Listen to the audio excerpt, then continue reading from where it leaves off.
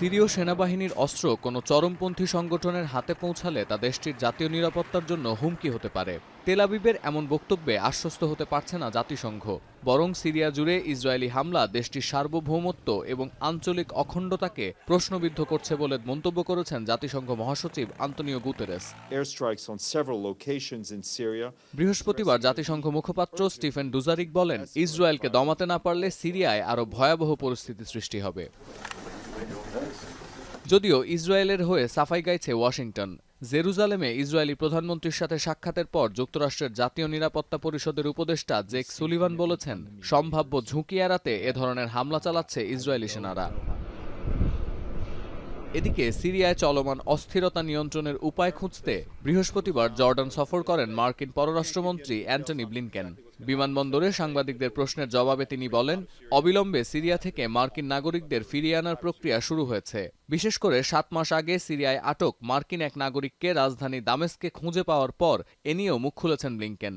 এছাড়া সিরিয়াকে আন্তর্জাতিক স্বীকৃতি ও সমর্থন দেওয়ার বিষয়ে জর্ডানে অন্যান্য দেশের প্রতিনিধি দলের সাথে বিস্তারিত আলোচনা হবে বলেও নিশ্চিত করেন তিনি। We also want to make sure that we're doing everything possible to support those people, those organizations that are working to find the thousands of disappeared people, children, women and men during the Assad regime. That includes, of course, the American journalist Austin Tice. We're determined to find him and bring him home to his family and loved ones. জর্ডানের পর একই দিনে তুরস্ক সফরে গিয়ে president Recep Tayyip এরদোয়ানের সাথে সাক্ষাৎ করেছেন ব্লিনকেন।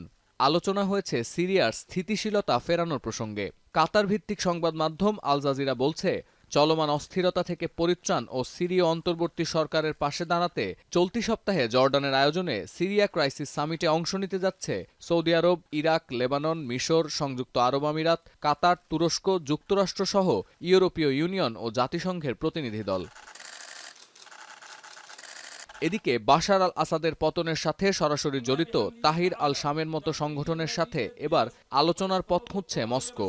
রুশ গণমাধ্যম আরটির প্রতিবেদনে আরও বলা হচ্ছে, আসাদ বিরোধীরা কোনোভাবেই যেন সিরীয় সেনাদের অস্ত্র ও গোলাবারুদের দখল নিতে না পারে সেদিকে নজর রাখার পাশাপাশি তাহির আল শাম বিরোধী ড্রুজ ও কুর্দিশের মতো সংগঠনের সাথে সম্পর্ক স্থাপনে আগ্রহ দেখাচ্ছে ইসরায়েল। সতীর্থ কর্মকার, এখন বিশ্ব। একনল হ্যান্ড ওয়াশ 100% প্যারাবেন ফ্রি, তাই নিরাপদ হাতের জন্য আস্থা রাখুন একনলে।